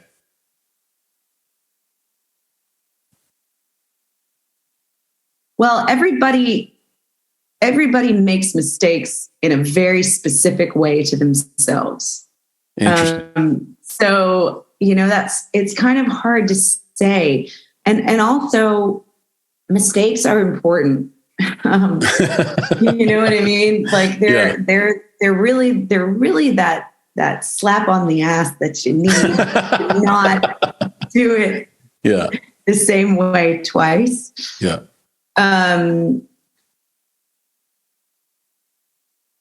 I don't know if it's a mistake. I don't know, but I think trying to make something that everyone is going to want to watch. Again, that audience trap. Yeah. Yeah. Make your stuff. Make it so specific to you that no one could make it. And also falling into this trap of like, oh God, somebody's steal my idea or, you know, this, that, or the other. I mean, no, creativity doesn't go away. Maya Angelou has told us that so eloquently. When you're creating, there is only more to create. You know, work begets work. Say yes. And then when you've said yes long enough, learn how to say no. Yeah. I'm still working on that. It's like learn the rules, then you can break them. But if you break them before you learn the rules, you always make a mistake kind of thing. Exactly. Be curious. You know, I think people are worried about looking naive or looking green, but you are, and embrace it and ask questions. And if you're around people who don't answer your questions, get away from them. I'm here. Shoot me a message. I'll answer your questions. Oh, I love that. Find mentors. Find mentors. You can't do this by yourself. You know, you need help. Accept help. Not saying you're not going to have to like carry your own C-stands and put them in your car and ruin it. Not that that's a true story that ever happened to me or anything, but like, you know, you're going to have to do a lot of things by yourself, but there are certain things that you can't. Yeah. So, it's like you're saying truth requires both parties, right? Like, yes. If you're around people, you want me to tell you the truth, but if you're not willing to accept the truth with grace, then you've now incentivized me to tell you white lies. Exactly. Do not trust your gut. right? If you're working for someone or with someone who makes you feel less than, get away from them. That is, I think that's that's the thing. That is absolutely the thing. Do not waste your time with people because they have been deemed an expert or they have been deemed the best or whatever. If they make you feel like shit, get away from them as quickly as you can. Run away from them. Go find mentors who support you and who help bridge the gap between what you know and what you don't know. Yeah. Again, you're going to love the movie Tar.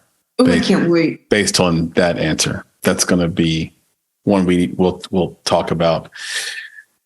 This isn't a mistake. I'm not relating it to the previous question. But I guess there's a big but there. There is a lot of trepidation from creatives in film to be a multi-hyphenate. Now, all of us are multi-hyphenates. All of us can do a bunch of things, but there's a debate that goes on actively right now. Like, should I just put on my resume that I'm a writer, even though I can write and produce and direct? Should I just say I'm a director? You're a multi-hyphenate person. Is there a medium you appreciate? Is there a title you appreciate and enjoy more than the others? And if so, is there one you would pick if you were forced to pick one? I think it's really interesting. I call myself a filmmaker, which I think sort of is my lovely umbrella word for all of the things that I do. But, it's interesting that you asked that because I think there is this like shame or guilt or something when you do more than one thing. Like people are not feels like seriously, people don't know what to do with you. Maybe they're not going to believe you or something. Yeah. They're like, oh, right. Okay, sure. Great. Mark that on and who cares? Yeah. Honestly, I think that I started to call myself a director after I had directed a certain number of things that I didn't make in film school. But even in my movie, I have that scene with the bartender where he says he's an aspiring writer. And I say, well, do you write every day? And he says, yes. And I say, well, then you're a writer. So I think that, my subconscious came out there and it's like, take ownership of what you do and who you are and what you believe that you are. And don't let anyone tell you what you are. Yeah. I think as an actor, that was the hardest part for me. You want to be the part. You want to be the choice, right? And so I grew up, I did that for 25 years. I mean, I started performing when I was like 5. So by the time I was 30, that's 25 years of wanting to be the choice, which is like deadly. And I was adamantly against being a director, which is hysterical. I was like, no, I'm not a director. I'm an actor. I was very weird about it in my 20s, in my teens. People would say, I think you'd be a great director. And I'd go, no, I'm an actor. Thanks. And then all of a sudden mom died and it was like, oh my God, I've been a director this whole time and I haven't been directing. Why didn't I start directing? Right. Why didn't I start doing this? So there was some psychosis in there I had to work out. Start cycling downhill then. Yeah. As fast as you can go towards directing. And the earliest thing I remember taking joy in was writing. I wrote poetry as a little girl all the time. My dad would save all my little stories and poems. And so like there were all these things in me always. But I did feel shame or guilt saying like, yes, I do all of them. I'll tell you the PGA credit helped me be able to say I'm a producer. Yeah. That was certainly helpful. And certainly, making a living as a director, feeding myself and sustaining my life, being paid to do that makes it easier to say that. Having a film come all the way to fruition with me as the star and the writer helps me say those things. So I think, action is the thing that assuages all of that fear.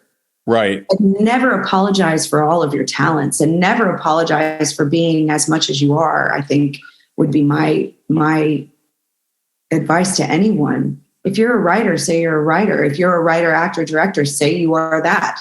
If you're a writer, actor, director, circus performer, gardener, say that. So, yeah. I mean, I totally agree. It's like the legitimacy, the social credit is something as humans we need. We talk about the human condition in this conversation. We need that to believe it ourselves a lot of times. And because I think the pushback is, hey, I just met this guy. He's a barista. And then he also said that, he's a writer and a model. It's like, what have you written? Oh, nothing you can see, nothing you can read now. Right. Where did you model? Oh, nowhere you can see, like Instagram. And it's like, oh, you are those things. Yes. And you should say what you want to be in the world and what you're doing. But there's a hyperbole that people use in just everyday nomenclature that makes us suspicious of the multi-hyphenate. And so I 100%. Think having the legitimacy of like getting those things done is also important, like you said. And I mean, at the end of the day, I think it's on the person as well. Mm-hmm. If you're telling the truth or not, right? Yeah. But we're always becoming who we are. Every day we're becoming who we are. I mean, I bartended forever. I waited tables forever. And I felt embarrassed saying I'm an actress, even though I had been performing my whole life, but because I wasn't acting in the moment, because I was handing someone a steak and refilling their wine, but my God, Scott Williams, executive producer of NCIS, he bartended for 12 years before he sold a script. And I met him when I was doing the lunch shift at La Buca on Melrose near Paramount. And I was explaining sweetbreads to the table, which are like, glands. Like throats, yeah, exactly. The throat of a goat or something. One guy goes, delicious if they're in butter. Yeah, exactly. But he was like, oh God. And Scott goes, thank God we're family, Nell, because that's disgusting. And I looked at him and I go, Scott, if we're family, how come I haven't been on your show? And he said, good point. That day, wrote down all my information, and I had my first audition for NCIS, I think like 10 days later. And I ended up auditioning like 4 or 5 more times before I got a co-star, but I did get a co-star. And then after I had directed 45 projects of my own, I said, I want to start directing television. How do I do that? And I called Scott and we had lunch. And he's the reason I started shadowing in television. That's amazing. So that's what I'm saying. You have to, if you're working your ass off and you are, take ownership for who and what you are. But if you're, if you're not, and it's just a story you're telling everybody and yourself, and if you are, then, that's on you. But if you're working your butt off, yeah. Oh, no, go ahead. No, I was just saying, but if you're working your butt off, like, say what you are, say who you are. Yeah, I completely agree, because you're just going to put yourself out there and eventually you're going to run into your version of Scott. Yeah, Get a lot of lines out there in the water. Just troll it behind the boat. That's it. Troll those big fish. Exactly. I noticed you did some work at Film 14. Oh, God, I've done so much work. Or so much. I shouldn't. Yeah, some is an understatement of the conversation. Cinematic book trailers. Now, yeah, I get a vision of what that is. But I think to myself, aren't all trailers cinematic? So how does a cinematic book trailer differ from a film trailer? Not really that much different. And that's the key. Okay, got it. So Adam Cushman is the founder and owner of this company. He's a dear friend of mine, collaborator, brilliant filmmaker. And he hired me right out of the gate. when I first started, and I've now got, I think I might be close to 100 book trailers. I don't know. Wow. 100 something. I mean, I say over 120 projects. That could be, an understatement. Be conservative. I haven't counted in a while, but anyway, so really with a book trailer, we started seeing a lot of like excerpts and then the cover of the book. Okay. And that would be kind of what rolled up on Amazon and things like that. And so Adam and a couple other people around the same time, was in the zeitgeist, started shooting the back cover cinematically, shooting this like a trailer for a film. And now, talk about changing the industry. A lot of these authors now invest in book trailers because then they can sell them. They can use them when they're optioning these things, and this is how this would play. And these are the, and they're very straight to specific. CAA. They tell us like what they want and how they want it and, what they're looking to do. And then I get to interpret things. I get to write some of the scripts for them and kind of, use my own stuff. I don't do as many of them as I used to, but I mean, I used to do like, oh my God, sometimes I do like 15 a year or something like that, I think it's brilliant. It is brilliant. Go look at them. They're super fun. Find the YA reel and watch that. I mean, a lot of that stuff is mine and it's amazing. You're like, what the? They're these guys, the Decca brothers. And they're like in Indiana or Chicago. I don't know where they are, but they are unbelievable VFX guys. Mm-hmm. They shoot some of this stuff for these YA novels that you're just like, wow. Yeah. Things blowing up, things going to, I get a lot of the romance and like the werewolfy type witchy stuff. My jam. All the Fabio trailers. I've done so many romance trailers. Yeah. All the oiled chests. Yes, that's really the best part of my job. But no, I think, wow, that is such a good idea. And, I think there's like maybe a hidden market for this. Obviously I'm fascinated just in general by the whole option world anyway. This idea that a studio would come in, option a book just so nobody else can get it, pay the author. It's like a way to like pay your rent without making anything. It's fascinating to me. Oh, it is. But there's this app that has grown in popularity by 1,000% named Wattpad. And Wattpad is basically crowdsourced authorship. They have so many YA novels, so many books being written, millions upon millions, and there aren't any trailers being made for these people yet. Hook me up. Yeah, we'll talk about it. Wattpad. Let's do it. And they're basically sitting on a gold mine, and they're figuring out ways to monetize it right now. Let's you and me and Adam get together on that, because that. Have you gone to the Film 14 website? I've gone to all the places.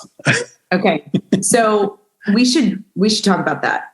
Yeah, we're gonna do it. I do want to talk about another thing you do, Tearlit. Can you just explain briefly what that is? Tearlit is basically my umbrella company. So, all of the films have their own LLCs and their own things that are separate. Yeah. Through Tearlit, that's where I'm like have optioned this book, and it's kind of it's like my home financial base. That's like eventually I would love for it to be more than that. I don't know if it ever will. I really like to partner with other companies that have things in place. Mm-hmm. But that's like where that's where I finance my dreams from that, company. Like I get this book, or I, invest in that writer or whatever thing. Got it. So yeah, it allows you to kind of diversify and then house all your film LLCs at the same time. Yes, exactly. Got it. Yeah. Beautiful. Nell, you've been incredibly generous with your time. This has been... Well, my God, I could talk to you for like another 4 hours. I know. Crazy. I'm in no rush. Crazy. I'm here. Like I'm loving this. I know the audience is going to feel the same way. If you can hang in, I just have a couple more questions. I You've mentioned it too many times for me not to ask this question. Your background is in theater. You came up in theater. Are you ever going to go back to stage acting? I've been wanting to recently. Like, what is prevent? Is it just one of these things where you want to focus on time. The film and the directing?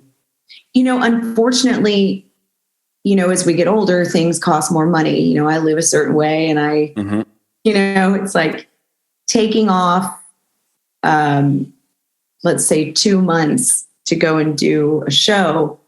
It's an expensive vacation.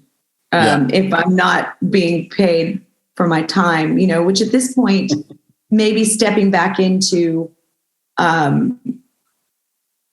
maybe I could do a regional show. I've been toying with the idea of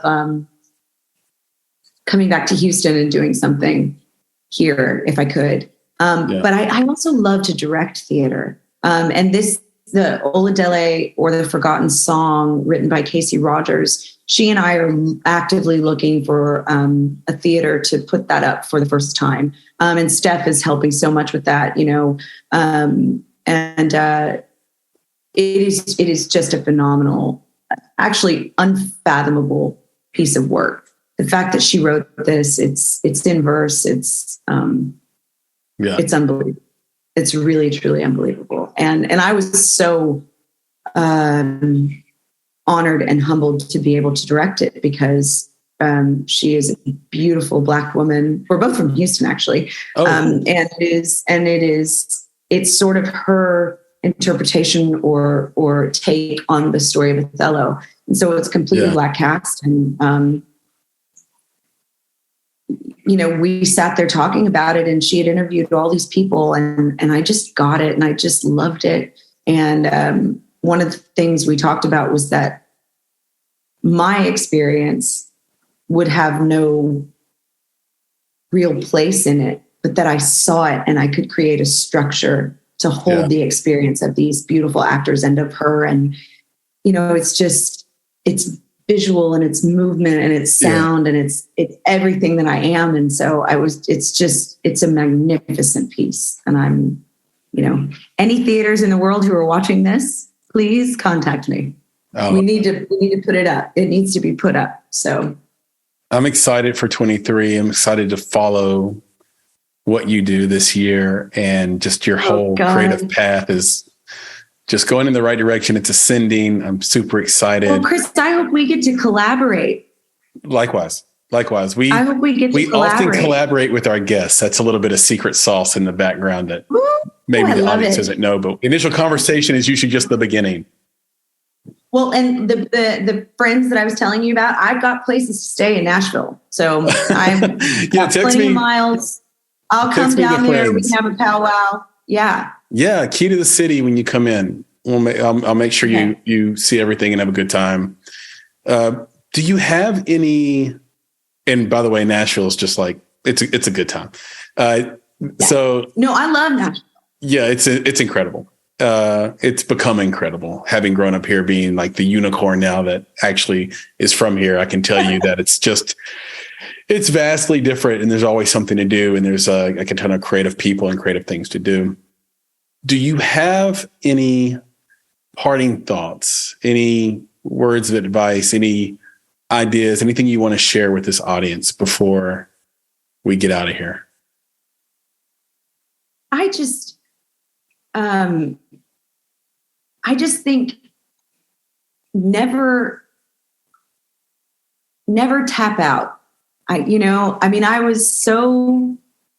cannot express to you guys what it was like to have had a dream your whole life and then to wind up in a marriage that was not right and to feel so desperately lost and far away from that dream. I mean, I was running parties for opening and closing nights of Broadway shows, but I was in a basement in a Cuban restaurant selling catering to pharmaceutical reps all day while my friends were rehearsing and getting ready and doing their careers. And I had been sort of early out of the gate, just stopped. I gave up on myself somehow, somewhere along the way, and lost the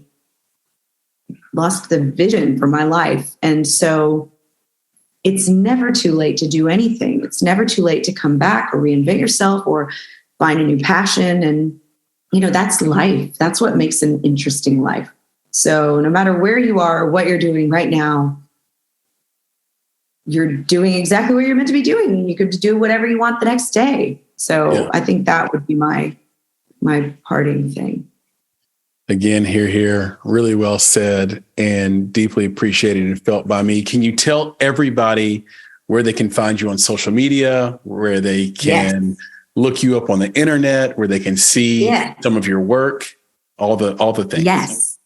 Yes. Okay. So if you Google my name, Nell, Nell, last name Teare, Teare.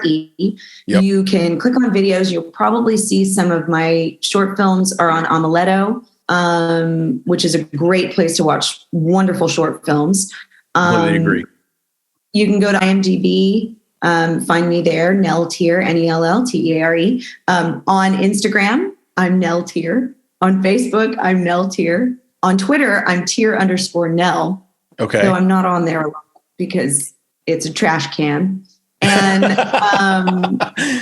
and we're revamping my website right now, which is nellteare.com. But basically I was blessed with a name that not many people have. So you can find me. Yeah, you're completely unique.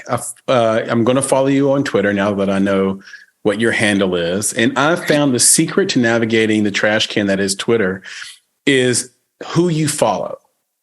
And if you tend not to jump into the controversy traps there, the dumpster fire that is. You'll just the algorithm will just shoot you back things you want to hear about. Like, so my whole circle is like sports and film related constantly. Like I'm just getting all the film stuff, all the sort of stuff from NPR that because I'm on the board of NPR and WPLN.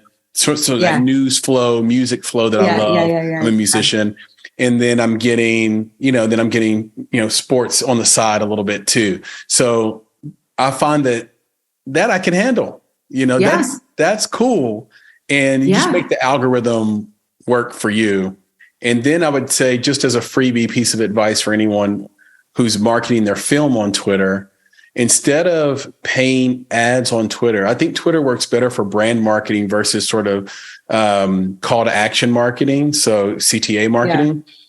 So what you do on there is instead of now you can pay for ads, but instead of doing that, do kind of what you do on Snapchat and form a circle. So you can create what's called a Twitter circle and just add people to your circle. And then you can send all your film stuff out to your circle. And then those people who are going to be like you and interested in you, let's say you have a circle of 500 people, you send it to those 500 will then shoot it out to another 500.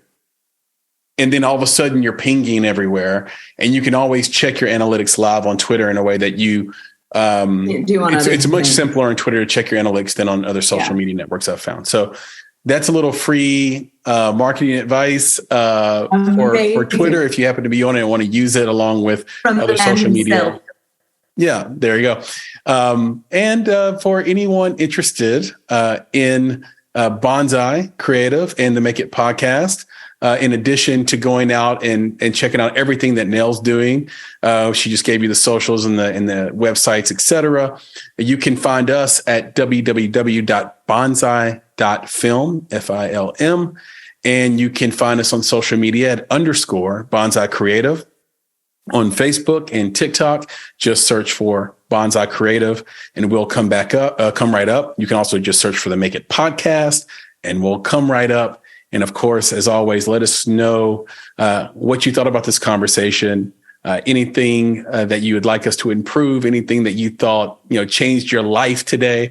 Let us know that by reaching out to us via email, contact@bonsai.film, or by reaching out to us on social in any of the places I just told you about. You can reach out to me directly on Twitter you just search for my name, Chris Barkley or Christopher Barkley. And my handle is Flame in Your Heart. That's with a U and a R. So Flame in Your Heart. And I'll get right back to you. I reply to 100% of these things. So with that, Nell, this has been so brilliant. So fun. Yeah, so much fun. I cannot wait to hang. I cannot wait to talk offline. And I know that you're going to keep doing your damn thing. So best of luck to the film. And we'll talk soon. Yes, we will. All right. Be good. All right. Thank Peace. you.